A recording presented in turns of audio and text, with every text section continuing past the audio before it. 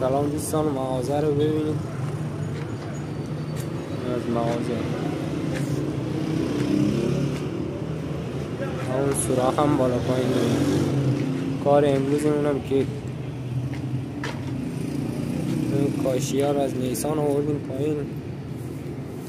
هر کدومش 30 کیلوه، 160 آوردیم پایین 2 نفر. این مساوارم به این ور کردیم، ریخته بود جلو در زدیم این طرف. همینی 160 80 تاش تو اون مغازه است، مغازه بغله 80 تاشم تو اون.